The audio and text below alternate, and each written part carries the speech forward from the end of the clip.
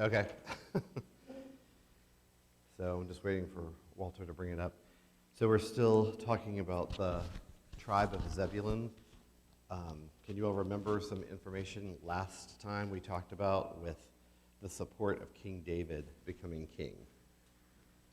Yes. They sent a disproportionate number of soldiers to make him king. Very good, Jesse. That's right. They sent 55,000. Can you turn me down a little bit? No, I asked Jacob to do it. Huh? So it's 55,000 for a much smaller. And how much did Judah send by comparison? It was 6,800. I mean, it was like, this is David's family, and they didn't even send nearly the amount that Zebulun did. What else was unique about Zebulun's offering compared to the other tribes? Jesse? Yes. So he said very new and effective weapons. So they came with a whole arsenal of weaponry to help support David. Because is it just about the internal kingdom of Israel that you need support? Because don't forget, he went through a period of civil war with the house of Benjamin for a long time, right? It went on for years with the tribe of Benjamin. But then externally, what did they have to defend themselves against in the time of David?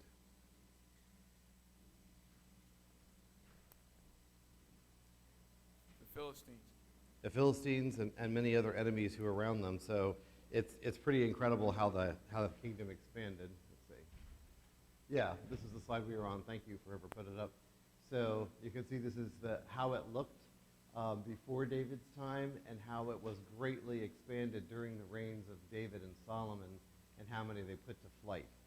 So 50,000 who came from Zebulun to serve in the army, trained for battle with all kinds of weapons of war, and with one purpose in mind, to help David. And that's another characteristic you kind of see with the tribe of Zebulun, is that they almost always act as one.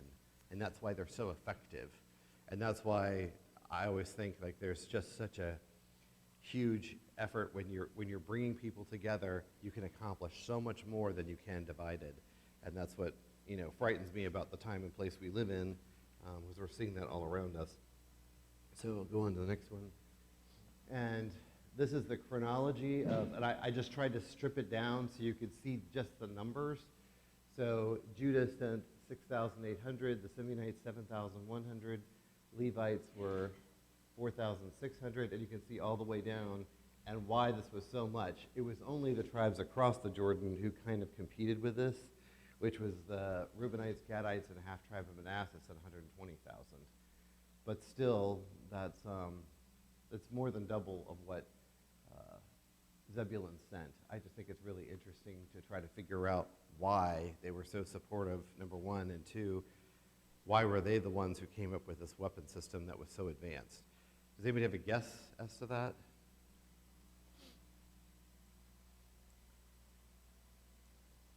Okay, so what was said, what did Jacob say about Zebulun as a blessing?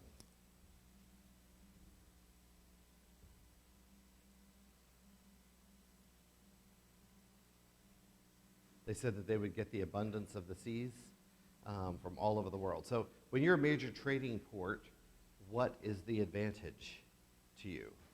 And you get stuff all over the place. Yes, Jacob. You also get the opportunity to get a whole bunch of ideas as well as technologies that come from the other places that you're interrelating with, because it's a port of both natural goods and then also thoughts and ideologies and new ways of doing things. That's absolutely it. So the ports and the international trade brought all of these technologies to them because they're trading with the Phoenicians, they're trading with all these other countries that are around them. Any country that did this, Great Britain, was a huge importer, exporter. That's why it's compared to Tarshish. Tyre was very advanced and very wealthy because they were international traders, and they got goods and technology from all around the world. America has advanced itself for the exact same purpose. That's why it's very difficult in Russia. All of their ports are frozen. That's why they wanted Syria, so they could have a warm water port. That's been the dream of every czar and the communist forever. So that's the advancement and the advantage of Zebulun. That's why they had the wealth of the international community, was, I guess, because they really made that a very strong port, is my guess. Does anybody else have any other suppositions? Yes, Randy. But it also brought their gods to them. It brought their what? Gods. Gods, okay. Such as? The gods of the Egyptians, the gods of the Phoenicians.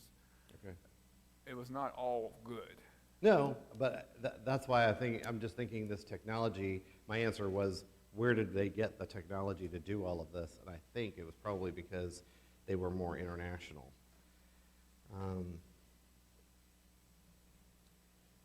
So can I get someone to read this slide? Thank you, Adam. I appreciate it. If I can, I'm getting, my vision's deteriorating in age. All these warriors lined up in battle formation came to Hebron, fully determined to make David king over all Israel. All the rest of Israel was also of one mind to make David king. They spent 3 days there eating and drinking with David, for their relatives had provided for them. In addition, their neighbors from as far away as Issachar, Zebulun, and Naphtali came and brought food on donkeys, camels, mules, and oxen, abundant provisions of flour, fig cakes, raisins, wine, and oil, oxen and sheep. Indeed, there was joy in Israel. So a couple things to think about with this that is so powerful. Not only did Zebulun supply 50,000 troops and all these weapons of war, what else did they supply? And it wasn't like coming to the chapel this morning. It was more like going to Florida this morning for, what we were going to do. It was a far distance. It wasn't an easy thing. So what do you see here that they also added to this celebration? And you have to think of it like our own Civil War. Like, they were at the end of this huge conflict between the tribe of Judah and the tribe of Benjamin. There's finally peace, and there's finally a uniting of the households. Yes, Jacob. Well, you notice that they bring sheep, oxen. Both of those are herd animals, which would be not the easiest thing to bring about. It's not like you can easily have enough people to ride on all of them. No, they actually would have had to guide them through, and they can be a little bit obstinate. So it is interesting that within the course of a couple of days, they bring all this, all these different pieces to contribute to the celebration. No, I think that's wonderful because they had to herd these animals all the way down there in order to have it ready for the provisions. And they bring the flour, the cakes, the raisins, the wine, the olive oil. What does all of that remind you of when you see all the things that they brought? Brings to mind one thing for me. Yes, Rebecca. Reminds me of Abigail and bringing all that stuff to David. That's a great one. All the things that she brought to David to appease him. And this is being brought to David too, so that's a great comparison of the two. What else? Barzillai? Okay, wait till he gets to you. Go ahead. Well, he's picking you up. Jacob sent gifts to Joseph when he was in Egypt with the brothers. That's great. That's wonderful. Because it was a huge support to try to appease Joseph in Egypt. Yeah. I was just going to say Barzillai brought stuff to David, provisions to David, right? To support him and his men.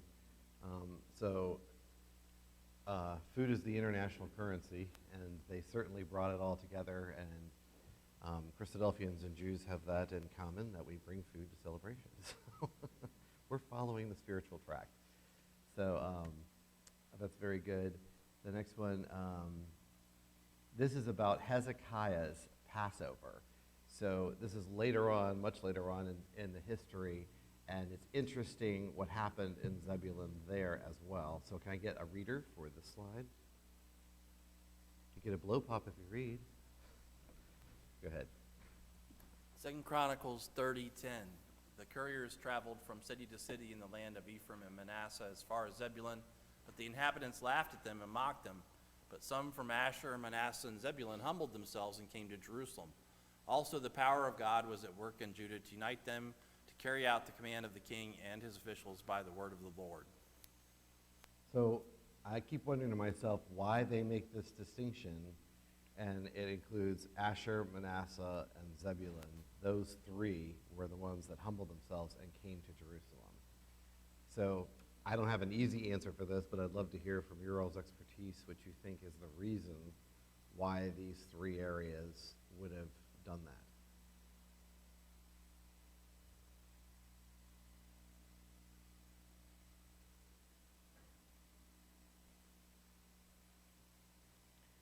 And this is 2 Chronicles chapter 30, verse 11, if you guys want to look it up.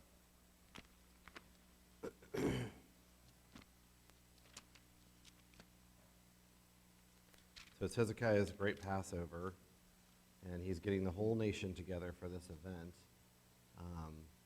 And the thing to consider is, you know, it does say many people scoffed and laughed and didn't treat it with any sincerity, but these three tribes did. Yes, Adam?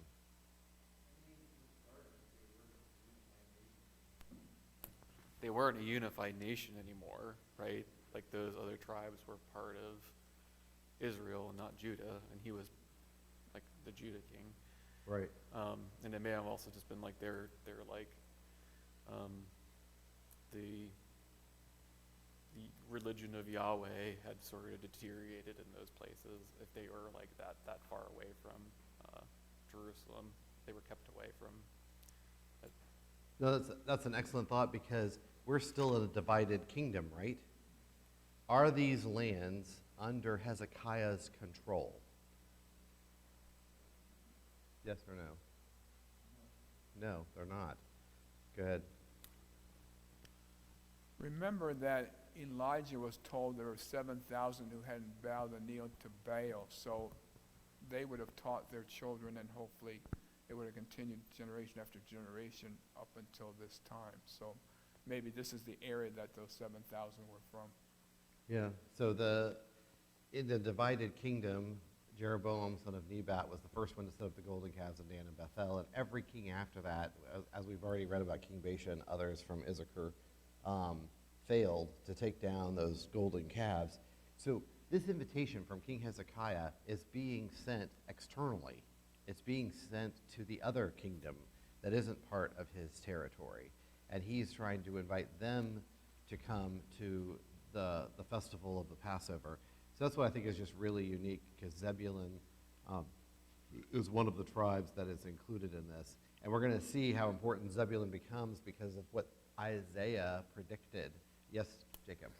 Well, also, you see a spiritual aspect to it as well, right? So God stays with Judah, but he's still within the nation of Israel as well. And in that way, before Christ came, God was still with the Jews, and now he has expanded his family out to the people who were not, the Gentiles, the people who were not necessarily following after God at that time. Right. And so in that same way, we can look at it and see us as being a part of that Asher, Zebulun, and Manasseh group that said, you know what, we're going to leave the world. We're not going to stay part of this Israel mindset, this worship of worshiping these gods, and then choose to worship the one and true living God. Exactly, exactly. So I want you to do a little sleuthing in these few verses. Between verse 10 and 11, there are 3 tribes mentioned and then 2. So my question to you is this: who was the tribe that was scoffing at the couriers or laughing and mocking them?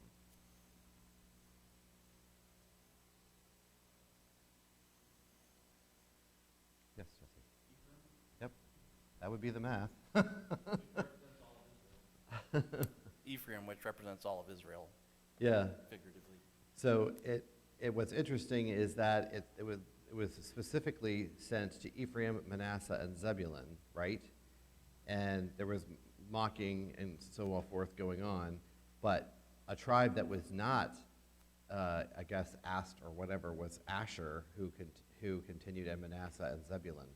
So it picks up 3, and there's 3 that were sent to, but it's Manasseh and Zebulun who come, as well as Asher, and Ephraim did not. So you kind of see Asher as Ephraim's replacement in that scenario. Do you see what I'm saying? Because they refused to come. For whatever reason, I don't know, but Asher is inserted in its place. I think that's just really fascinating. It's like the wedding banquet song. We've all been invited, but the guests who have been invited didn't come, and there were replacements. So I think that's really interesting. Yes, Nicholas? I think it's interesting because it says, but some from Asher, Manasseh, and Zebulun. So it's obviously not the majority. Right. And I think it's important that it's, assumedly the majority of people were laughing and mocking, but then a small group of that went and humbled themselves. And I think that's important within our lives, that even if there's people around us that are not necessarily following what we feel is right, we can still sort of stand up for what is right.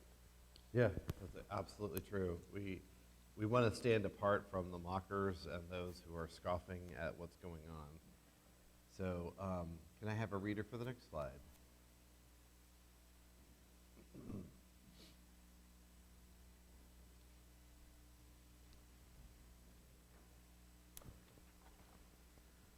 Second Chronicles 30:13, a very large assembly of people was gathered in Jerusalem to observe the festival of unleavened bread in the second month. They proceeded to take away the altars that were in Jerusalem, and they took away the incense altars and threw them into the Kidron Valley. They slaughtered the Passover lamb on the 14th day of the second month. The priests and Levites were ashamed, and they consecrated themselves and brought burnt offerings to the Lord's temple.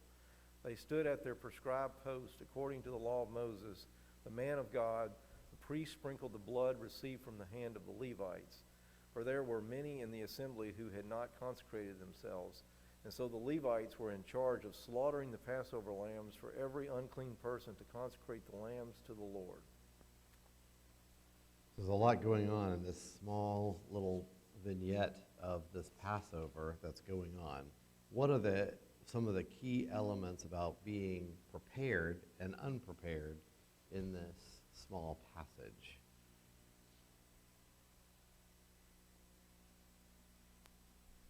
Prepared and unprepared.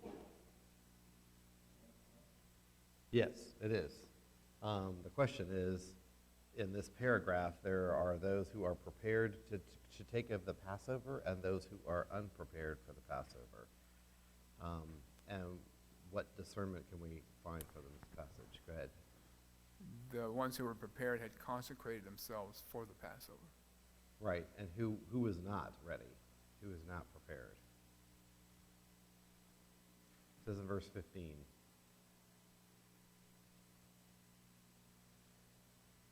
It says the priests and the Levites were ashamed. Yeah, because they weren't must not have ready. been prepared. They weren't ready at all. So it's interesting that people want to do this. You know, Hezekiah creates this huge enthusiasm for remembering the Lord, and there hadn't been a Passover like this in almost any of the previous kings of Israel. And Hezekiah is really making this happen. But even the priests themselves are not ready for this. And it's Hezekiah who has to make intercession for those who are not ready so that they can eat it acceptably. It stands a great contrast to the story of Uzzah moving the ark, where he was struck down immediately. And in this case, there was intercession and they did not die. Yes, Adam? It makes you wonder why I think, doesn't it say like it hadn't happened since like Solomon's time or something like that? I mean, you're like, go ahead. But you miss last year. It's like you miss Thanksgiving and everyone is like up in art. It's very upsetting to people, but it just shows you the priority of these religious holidays that they had. People just didn't care. They got sidetracked with the business of our lives, and I think sort of the message there is we need to. There are a priority of things, and God is one of them, and well, that's it. Yeah, it's very sad because you can see the apathy that had creeped over the whole nation and how it had just suffocated the word of the Lord, his traditions, his holy days, and it's all about remembering the Lord, but it also brought them forward to Christ. So if you don't hold the Passover feast, you don't observe the high holy days, why would you recognize Christ when he came? All of that was pointing to him.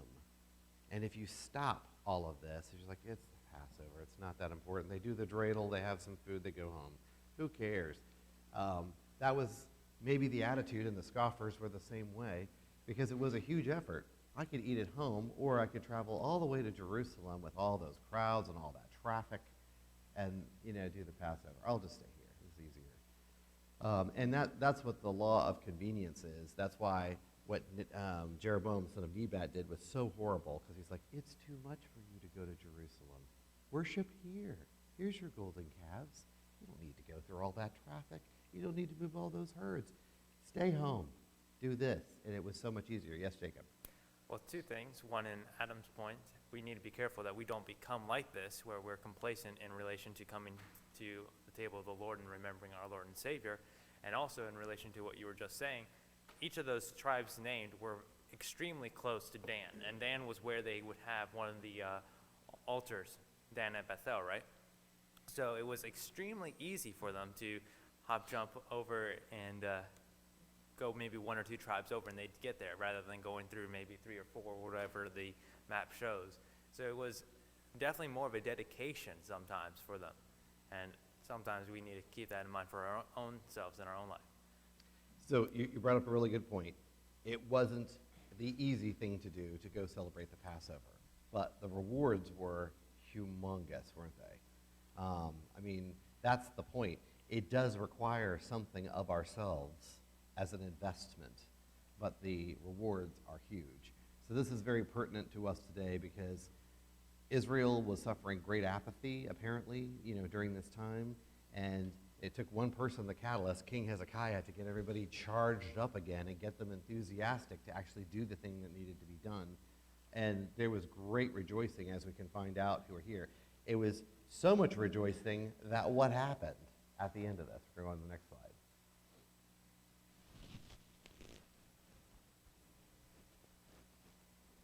You can look in your Bibles too. It's 2 Chronicles 30. What was the result of the Passover feast that Hezekiah announced? This is about his making intercession with them, but if you look at your chapter, there is a result of this.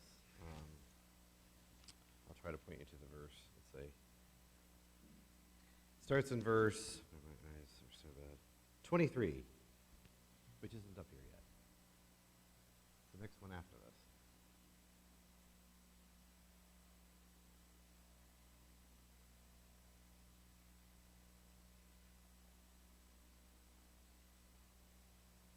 Yes, Jesse? Yes, it went a whole nother week.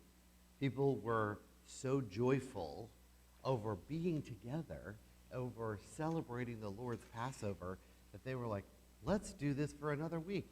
Who's ever heard of this in Scripture where, like, a high holy day that the Lord instituted was just like the people said, let's do it again. Let's do this whole thing all over again. It's like, we had such a good Sunday today, let's do the whole thing on Monday. This Sunday was so incredible. Let's not go to work on Monday, and we'll do it again. That's how meaningful this Passover was to the people who came. It was that powerful because they were brought together. They saw the joy of the Lord and the beauty of being together, and they were the ones who decided, let's do it a whole nother week, back to back, which is pretty incredible. Can I get somebody to read this one for me? Oh, go ahead.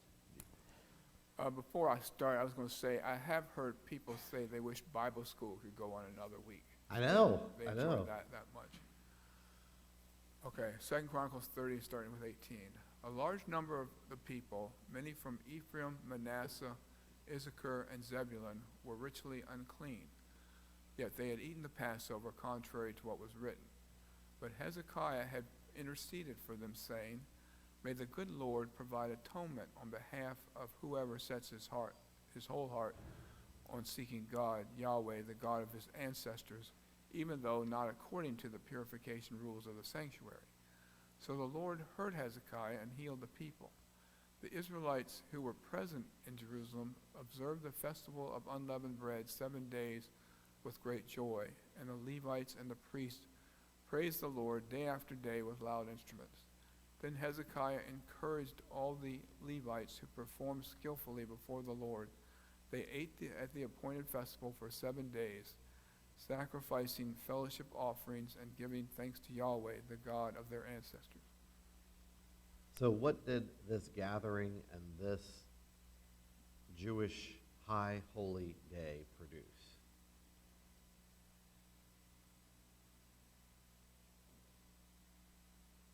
Incredible fellowship, yes, and what else? The purification of the people, the unity of everybody together. It says great joy because the Levites and the priests finally had a real office. So when you think about the damage that Jeroboam son of Nebat did when setting up the golden calves of Dan and Bethel, what happened to all those Levite cities and the cities of refuge? And there was, I think we said there were 6 cities of refuge and was it 42 Levite cities all over Israel? What happened to all the ones that were in the tribes where Jeroboam son of Nebat and his descendants had reigned? Did they have a job anymore? Judah. Right. They had to go. It's like they didn't have a job anymore because now that whole country was worshiping the golden calves in Dan and Bethel. So you think about it, if you have a job where there's nothing to do for a long time, and then suddenly you're asked to stand up and do your duties again, what's going to happen?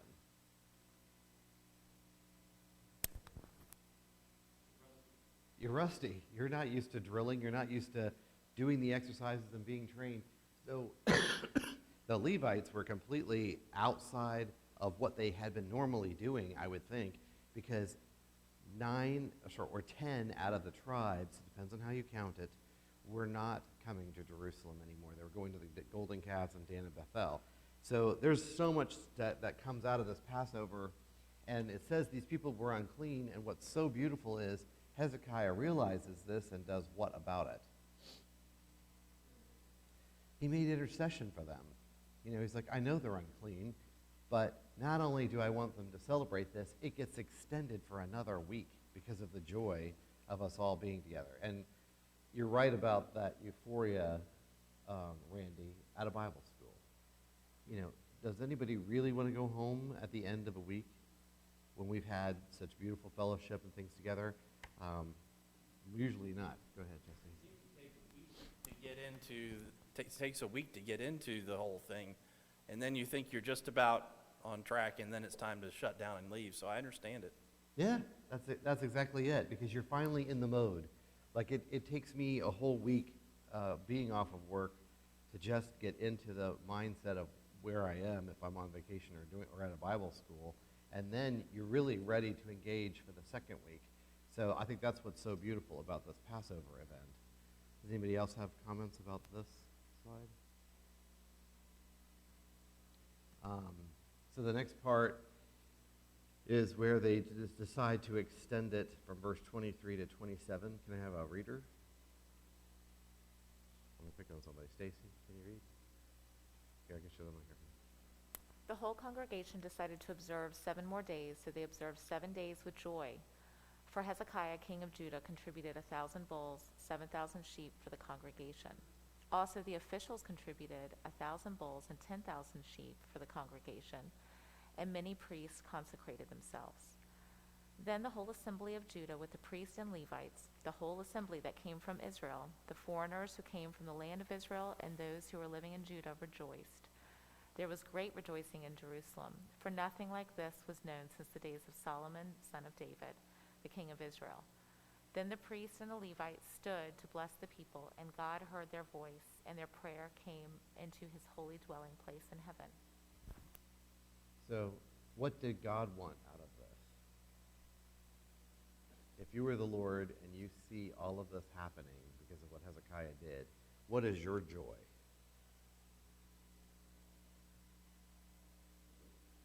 Randy? The people obeying the command. That and the love they had for their God and the love that they had for each other. It was an obedience to a command, but there's a purpose behind this command. It isn't just a ritual. It isn't just a tradition. Look at all of the things that this brought to these people. They were sanctified. They were cleansed. They made sacrifices to the Lord. They said thanks to the Lord. And out of this comes great rejoicing on everybody's part, so much so they decide to do it for a second week. Yes, Walter. Oh, not Walter. Martha. In verse 22, it also said, this is why it's like a Bible school. Hezekiah spake comfortably unto all the Levites that taught the good knowledge of the Lord. So if we think of all our classes there, and they that did eat throughout the rest of the 7 days. But the learning, it was for learning as well, and the Levites were leading that, so. Yeah, so it was reconnecting yourself with God. It was rejoicing before the Lord, sacrificing for the Lord, and having that unity of spirit when they're all together. That is so powerful. Let's see, one more. So we're going to stop there, and we'll pick up in Isaiah 9 next week. And this one has great things to say about the land of Zebulun and the land of Naphtali, because of the Messiah. So be thinking about this. Your homework assignment, if you want to, is just to read the first few verses of Isaiah 9 to familiarize yourself with it, and we can talk about it next week. So thank you.